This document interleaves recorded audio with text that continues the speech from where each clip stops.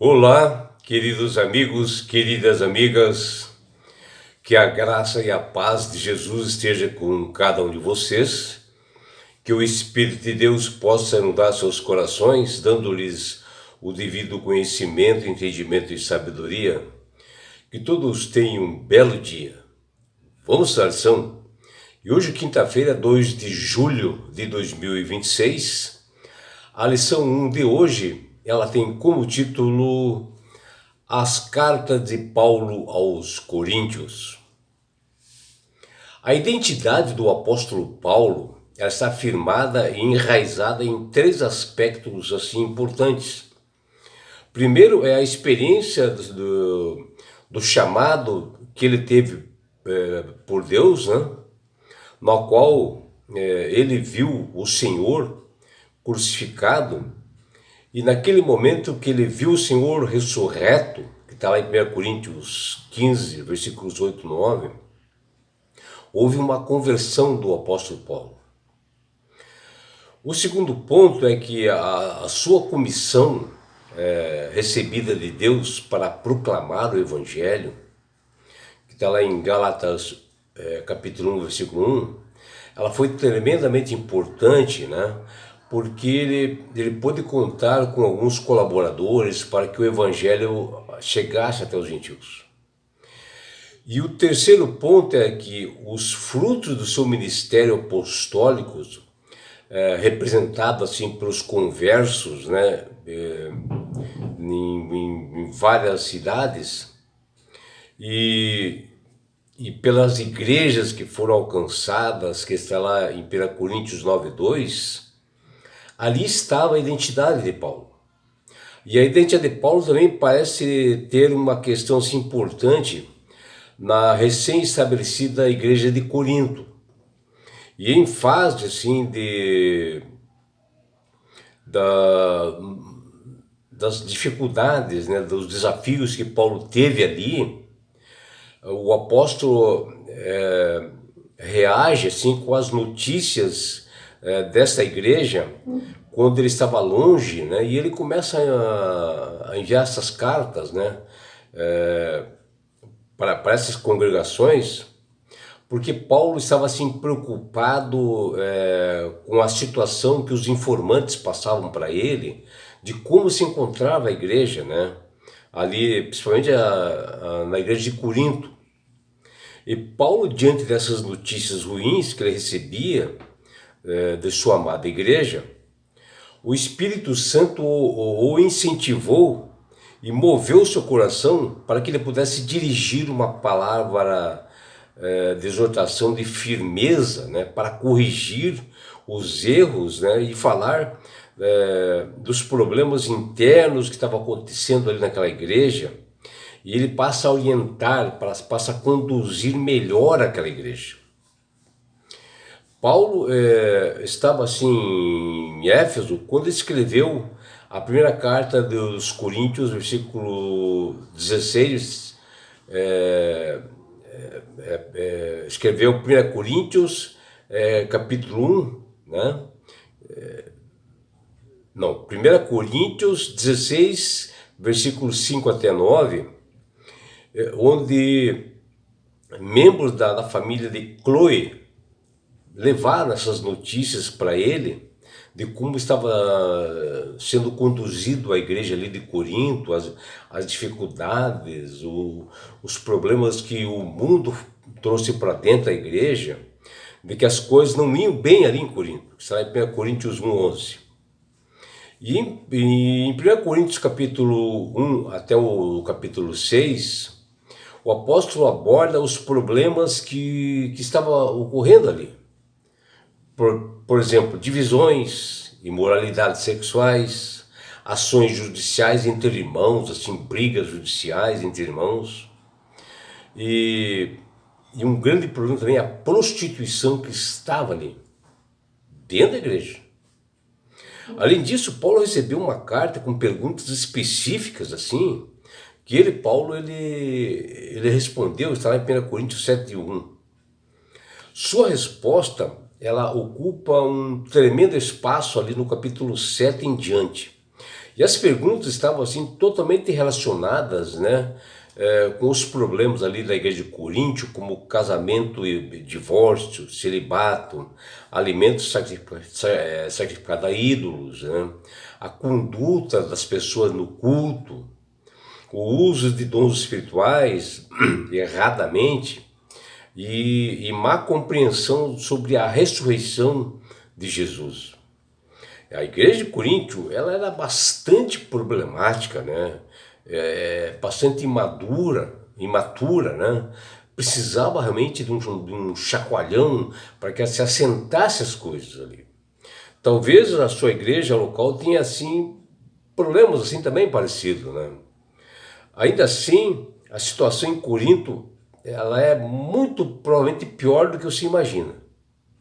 Aí você pode realmente pensar como eram esses problemas. E a primeira carta de Paulo aos Coríntios, ela é bastante pertinente, né, para o que ocorre também na nossa época, porque nós temos também problemas semelhantes. Dentro da nossa igreja, a que observa os estatutos e mandamentos. Afinal, não enfrentamos até certo ponto algum dos mesmos problemas em muitas nossas igrejas hoje? Você não acha? Claro que sim, né? Essa carta tem muito a nos dizer, muito a nos orientar e há muito a nos exortar também. Ela é uma das mais ricas, instrutivas e poderosas cartas enviadas assim para igrejas como essa de Paulo, que também é um alento para nós hoje. Paulo pode ter escrito 3 ou 4 cartas, assim, mais ou menos, aos Coríntios, lá, que nós podemos ver ali em 2 Coríntios 10, 9. Ele escreveu uma primeira carta antes de 1 Coríntios, mas que se perdeu assim no caminho, né? Está lá em 1 Coríntios 5, 9. E antes de 2 Coríntios, ele escreveu uma outra carta que ele estava se referindo pelos estudiosos, né, dessas cartas, de interpretação dessas cartas, como cartas severas, que também foi perdida, que está em 2 Coríntios 2, 3, versículos 4, 9 e 2 Coríntios capítulo 7, versículo 8. E alguns entendem que essa carta severa seja essa primeira carta de Coríntios que nós mencionamos, ou sugere que seu conteúdo seja preservado na carta de 2 Coríntios, né? A segunda carta que ele menciona. Paulo fala lá em 1 Coríntios capítulo 14, versículo 15, que ele diz o seguinte, ó: orai com o poder do Espírito Santo, mas também orai com a mente. Cantarei com o Espírito, né? Mas também cantarei com a mente, que está em 1 Coríntios 14, 15. Aqui podemos ver uma diferença que existe de você tomar uma decisão com a sua mente de uma decisão com o Espírito Santo, que é diferente, que é a voz do Espírito Santo dizendo para você, faça isso. Não é sua mente, talvez com sabedoria que se possa ter, que tomando uma decisão, né? Por isso que Paulo fala aqui, ó, orai com o poder do Espírito Santo, mas também orai com a mente. Você tem que orar realmente, ouvindo o que o Espírito Santo fala, mas com a sua mente você, nas orações, você solicitar para Deus tudo aquilo que você precisa.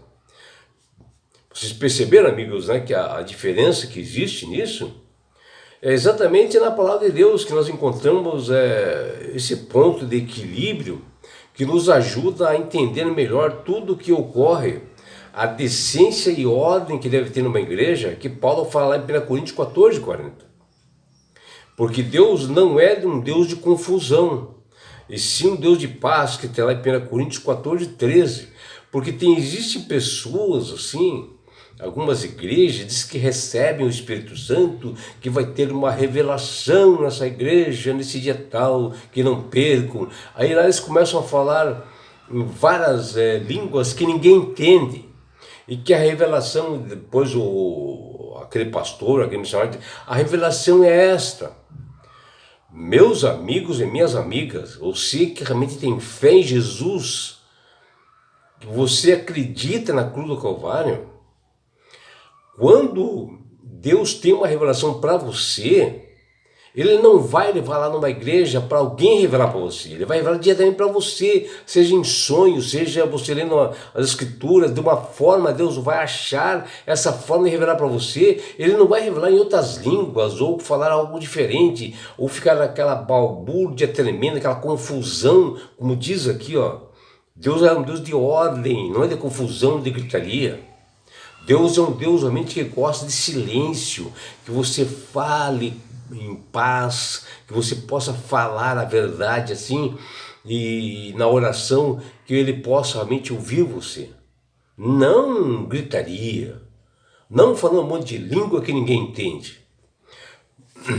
O apóstolo, aqui nessa lição de hoje, ele queria que tudo a igreja fosse feito para a edificação e o crescimento da igreja. Está lá em 1 Coríntios, versículos 14, capítulo 14, versículo 16. Jesus, ao se referir à situação da igreja dos últimos dias, quando ele esteve em nós, o que ele mencionou, ele não economizou palavras para chamar os laodiceanos, da igreja de Laodiceia, de infeliz, sim, miserável, pobre, cego e nu, que é mencionada lá em Apocalipse 3,17. Contudo, sua divina repreensão, ela é seguida por um conselho de palavras de amor, de um pai que repreende o seu filho, mas que ele ama e que não desiste jamais de seus filhos. E ele, Deus, quer salvar a todos, sabe?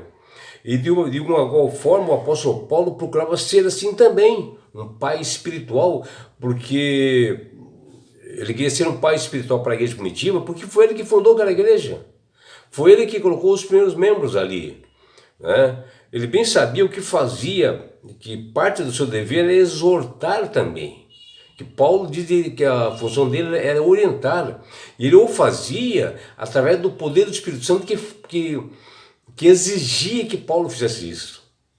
Paulo não disse que os cristãos deveriam cortar relações, as pessoas umas com as outras dentro da igreja, pois nós temos a responsabilidade de um evangelho de pregar a todas as nações. Nós temos a obrigação de se relacionar bem umas com as outras.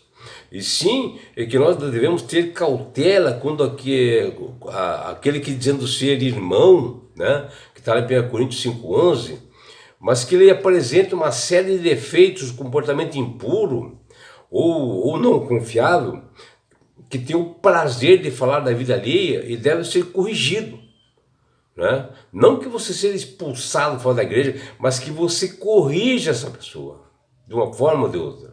O apóstolo Paulo, em sua carta em 1 Coríntios capítulo 1, versículos de 11 a 13, escreve à igreja de Corinto fazendo um apelo contra a idolatria e que eles deveriam corrigir isto, extirpar esse problema por parte de líderes. Condena a divisão da igreja, as facções baseadas em preferências humanas que estava tendo ali, uns partidários de Paulo, outros partidários de Apolo, outros partidários de Cefas, sabe, cada um tinha para um lado ali, de um líder grande, e a igreja estava dividida.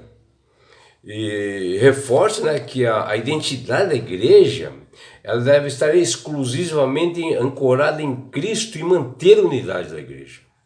Deveriam tratar dos problemas internos urgentes, com uma devida orientação espiritual, clamar pelo Espírito Santo para uma condução realmente das coisas que estavam erradas ali dentro, mantendo a conduta cristã correta e acabar com panelinhas ou grupos que tinham uma preferência intelectual variada.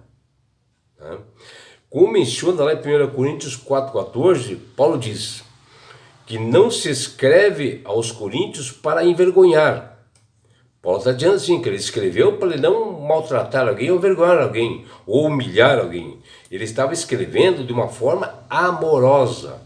Ele estava corrigindo os irmãos de uma forma amorosa. Ele não estava expulsando ninguém. Ele estava querendo que essas pessoas mudassem para que fossem salvas, agindo não como um juiz punitivo. Paulo não estava sendo assim de forma alguma, mas como um pai que deseja o bem para o seu filho, proteger seus filhos. Afinal, Ele que fundou aquela igreja, ele considerava aquela igreja como seus filhos.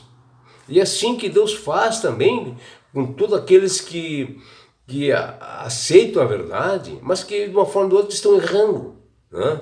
Deus quer realmente corrigir isso. Que você, meu amigo, minha amiga, possa tomar consciência disso na sua igreja. As coisas estão erradas. As pessoas têm que ser corrigidas, é claro que sim. Mas não tem que ser expulsa, ou ser escorraçada, ou ser expulsa para fora da igreja. Não, nós temos que ajudar essa pessoa a se salvar também. Que você, meu amigo, minha amiga, tenha um belo dia. É o que deseja seu amigo João Carlos Amorim.